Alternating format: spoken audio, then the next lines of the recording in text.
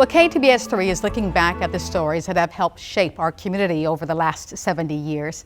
Changes in our public school system still today are a big part of our news coverage. But the change forced by the U.S. Supreme Court in 1954 would make headlines for years to follow. The process of integrating Louisiana schools involved the schoolhouse and courthouse for 65 years, almost as long as KTBS has been broadcasting. This is Central High School, Little Rock, Arkansas. Sir, do you think the colored students will show up? If I got anything to do with it, they won't show up. The battle to desegregate public schools is well recorded. Any of y'all know anything about segregation? Yeah. And forever etched in the minds of those who lived it.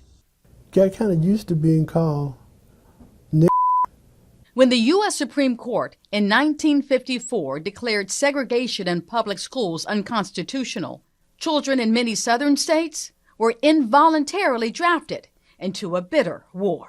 You had a hard time as a 5-year-old fighting a stereotype. Carolyn Jones was the youngest to break the color barrier. I would eat lunch alone. I would wait for my mother in the afternoon alone, just stepping around the roots of the oak tree. I would almost feel tears when I go to pick her up and she was standing up beside that fence looking all lost. That's the voice of their mother, Leslie Jones. She and her husband, Reverend E. Edward Jones of Galilee Baptist Church in Shreveport, helped lead the charge for school equality. Segregation is atrocious. Segregation is demeaning.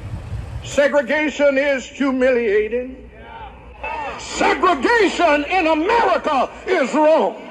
Before desegregation, schoolhouses like this wooden shack were common. They were Negro schools. The public schools were for whites only.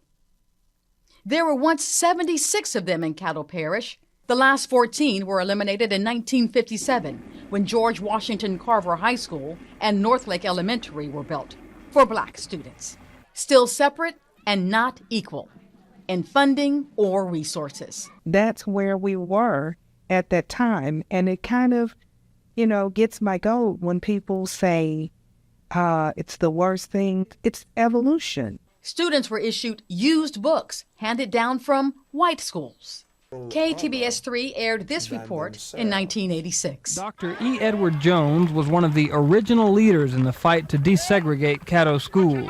They have not done the basic thing, and that was to get input from people other than themselves.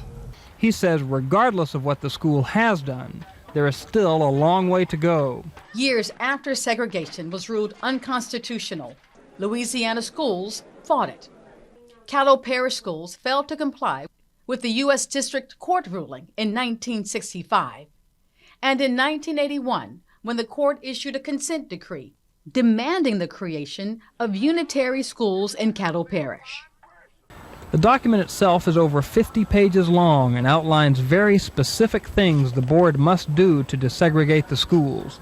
The consent decree was lifted just this year, 60 years after a young Carolyn took the first steps toward integration. Holding tightly my mother's hand, I walked through these huge doors at Crestwell Elementary School, and I thought, these are the biggest doors I've ever seen. She was chosen to be in the first wave of black children to attend a white school. Her brother Ernest and sister Beryl weren't far behind. They attended Broadmoor the following year.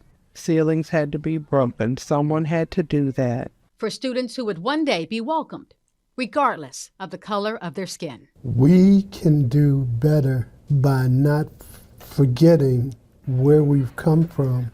You don't realize the price that has been paid. That's the history. That's is the missing piece. The way people feel and the way they treat you is a heart issue, and you cannot legislate the heart. Because our hopes for tomorrow depend on all children receiving an equitable education. Brenda Teal, KTBS 3 News. Well, and it worked. It was a different time, wasn't it? It was a very different time, but research shows that the U.S. economy has done better, and black families have also done better financially as a result of the price that was paid by those who walked through those doors. Those folks lived a lot of history. Sure did. All right, good story. Thank you. All right, the weather.